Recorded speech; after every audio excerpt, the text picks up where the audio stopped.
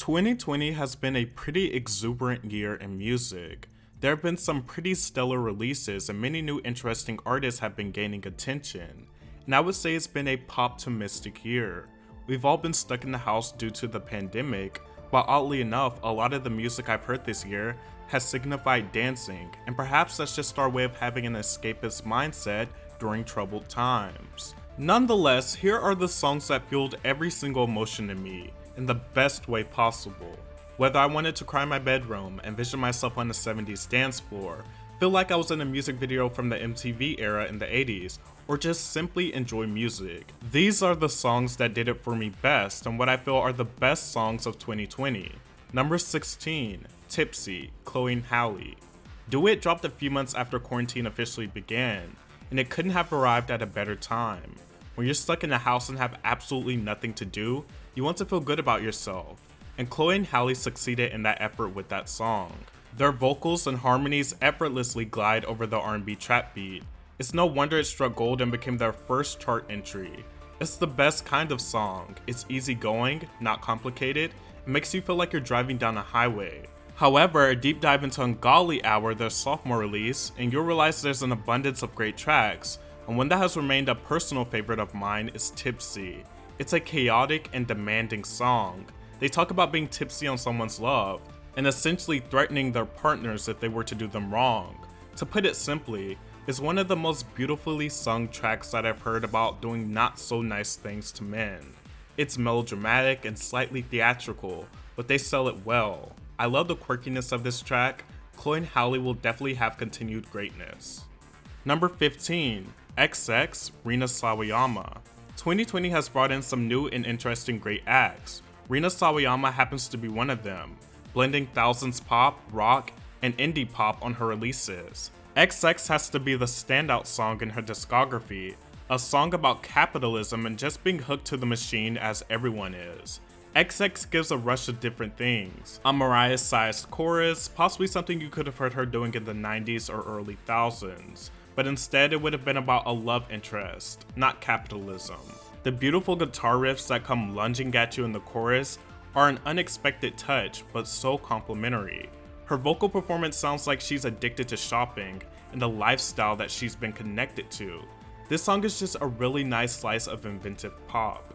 Number 14, Say So, Doja Cat. Say So has a special place in my heart, not only because it's a great disco funk song, but because the week that it went number 1, Doja Cat went live to make fun of my voice and the butchering of her name. Doja Cat and Nicki Minaj. Doja Cat and Nicki Minaj achieved Nicki their Minaj. first. Doja Cat and Nicki Minaj. Doja Cat and Nicki Minaj. That's always fun. But seriously, this is one of the best songs to come out of the disco revival of the year. Doja calls upon influences like Gwen Stefani, while also delivering some charismatic rap verses. The chorus has to have some of the most misheard lyrics from a recent pop hit, but nonetheless, she sounds so good while saying it. It doesn't really matter what she says, it just makes you want to move. I knew when I first heard it was going to be a hit, or at least a very loved fan favorite. It took off largely thanks to TikTok, and it's just such a feel-good song. Say So reminds me of roller skating, the one that brings everyone out and everyone starts dancing, or the one where you pretend you're in a music video and lipping the song while you're skating.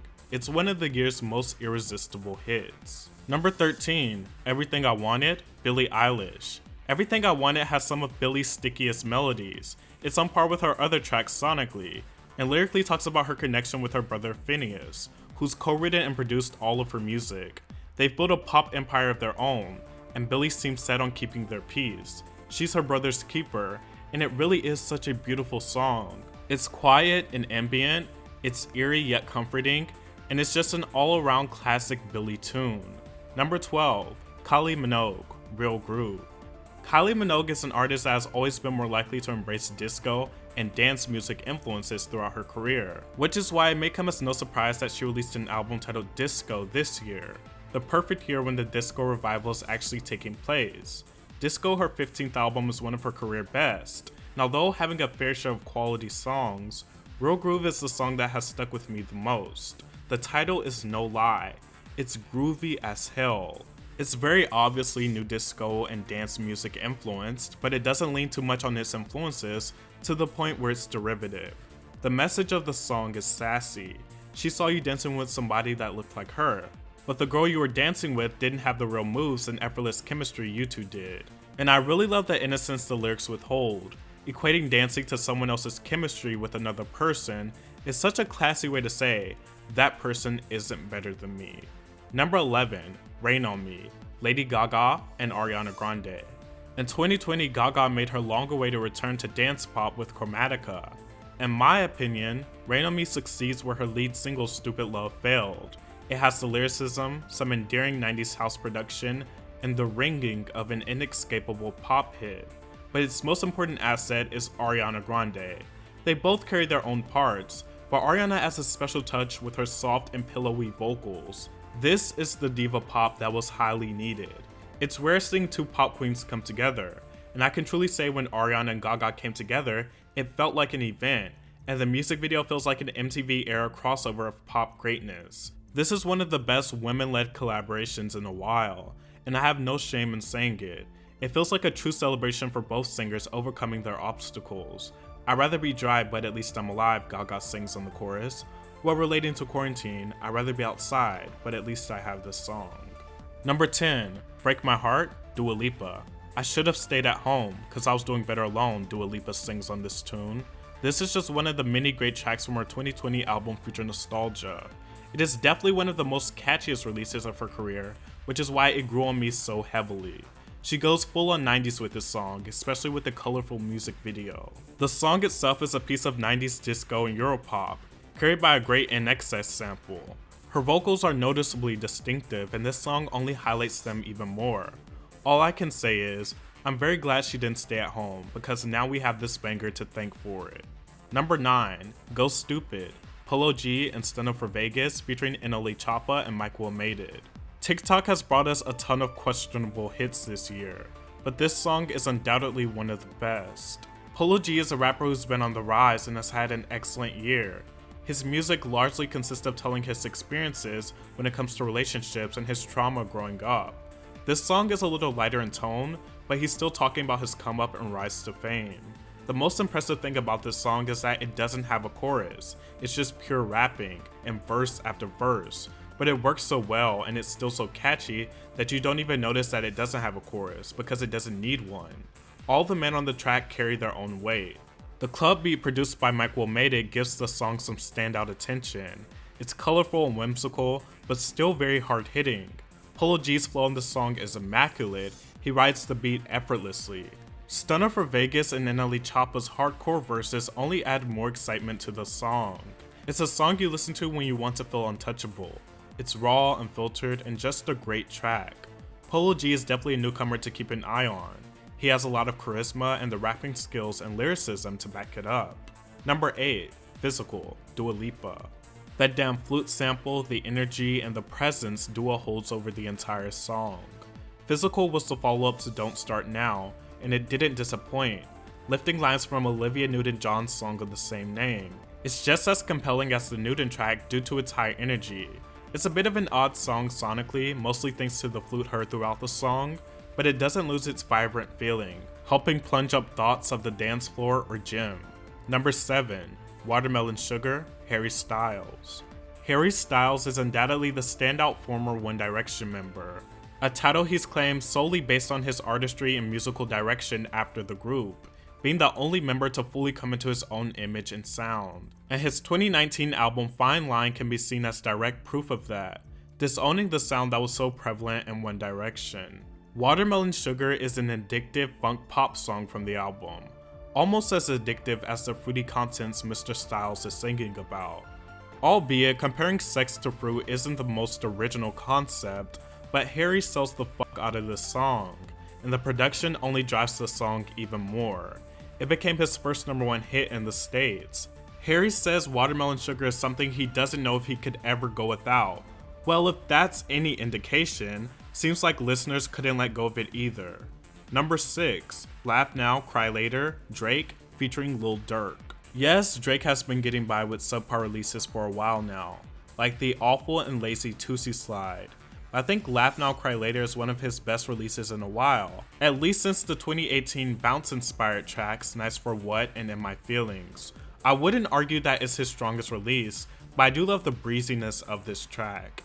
The synth horns elevate the track, it has such a celebratory and grand feeling. I just can't hate it. The Lil Durk feature is short but harmonious, and the simple ad-libs he does after his verse are some of the most complimentary moments of the track. It doesn't go to many places melodically, it's pretty simplistic, but what he does do with the track makes it stick. He reminds us to laugh now, cry later, officially branding himself as the certified lover boy he's been his entire career. He has a reputation of being emotional in his music, but one admirable thing is that he knows how to turn it on and off effortlessly. Even though it's not as emotional as the title might allude to it being, it holds up quite well. Listen now and replay later. Number 5. The Box, Roddy Ricch. The Box skyrocketed to great heights in 2020, topping the charts for 11 weeks. Competition was so stiff with this song and his album Please Excuse Me for Being Antisocial that it had Justin Bieber and Selena Gomez nervous about their releases. Now that's a rare feat.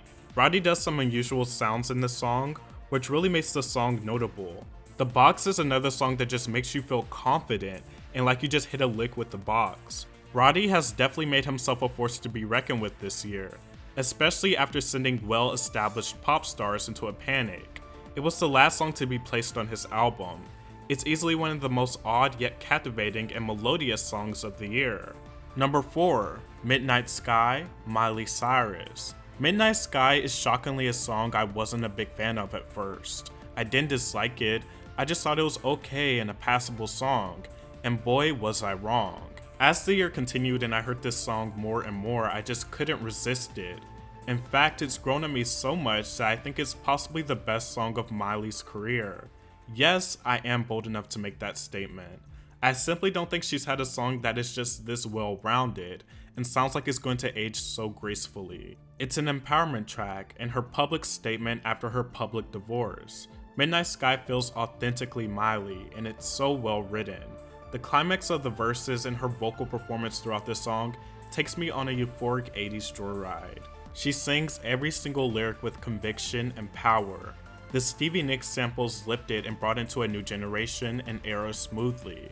Miley sounds like an authentic rocker, and she fully made that leap with her 7th album Plastic Hearts. If Plastic Hearts is her rock kingdom, then Midnight Sky is the crowning jewel and a beautiful centerpiece. Number 3. Don't Start Now, Dua Lipa. This is the song that started it all, the disco revival of 2020, the explosion of dance records, and my personal love for Dua Lipa. Don't Start Now feels like a song that was always there and never created until of course she brought it to life. The song leans hard into her influences such as Madonna, ABBA, and Daft Punk. It is the song where Dua found her footing. I love how simple the lyrics are, but yet it still feels like such a power statement. She delivers the lyrics with such sass and conviction. The production on this song is superb. The new disco sound fits her quite well. I have no doubt that this song will go down as a modern day pop classic and one of the most infectious songs of this year. She brought something different to the table that's been absent from mainstream pop divas for a while. While her contemporaries such as Ariana Grande and Halsey are leaning into the trap-inspired sounds, Dua took a more pure pop approach and brought a retro and modern take to dance music that feels like it's distinctively hers. Don't Start Now defines future nostalgia. She leans into her influences, but not to the point where it sounds like a blatant ripoff. She brings modernity to all of the sounds that have influenced her and really make them her own. Although released in 2019, it reached its summit in 2020, becoming the biggest female chart hit of the year. It's undoubtedly one of the most enduring songs to be released this year. It's a career-defining lead single, and I couldn't be more pleased with this track and the direction Dua is taking. Number 2. Blinding Lights, The Weeknd. Blinding Lights is the biggest hit of the year, and I'm by no means surprised. When I first heard the track, I knew it was going to be an instantaneous smash. It has the classic 80s sound with those beautiful yet melancholic melodies. This song is responsible for spearheading the 80s pop movement of 2020. Blinding Lights has the best of both worlds. It's sad and groovy, and accompanied with some of the best melodies and production on any of his tracks he's ever released. It sounds like a pop classic, and frankly, it'll go down as one. And of course, we can't forget that damn red suit.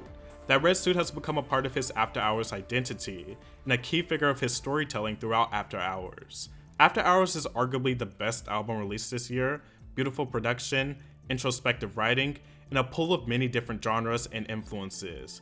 It's a coherent blend of nostalgia pop.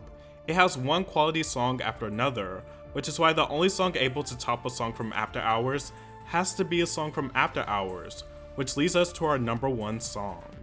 I have been completely obsessed with this song since its release. I feel like it's engulfed my entire existence. It's my most streamed song of the year, and along with Blinding Lights, it's a song that I don't get tired of hearing. Number 1, Save Your Tears, The Weeknd. Save Your Tears is the best song on After Hours and possibly the best song in his discography. It is an album track, but seeing that it peaked at number 41 on Billboard Hot 100 while being an album track, I wasn't alone in my liking for the song, or at this point, my love for the song. It's a gorgeous synth rock track that has these elegant robotic touches on his vocals when he sings the chorus. It's yet another song that sounds classic with its approach. Lyrically, Abel talks about running into an ex and seeing her cry. It's very self-reflective and feels definitive. Save Your Tears is gut-wrenching, but not so slow that you sink into your sadness. It has a soft danceability to it and a mesmerizing bridge. It's safe to say I couldn't save my tears for another day while listening to this song a few times. But when a song is this damn good, why would you want to anyway?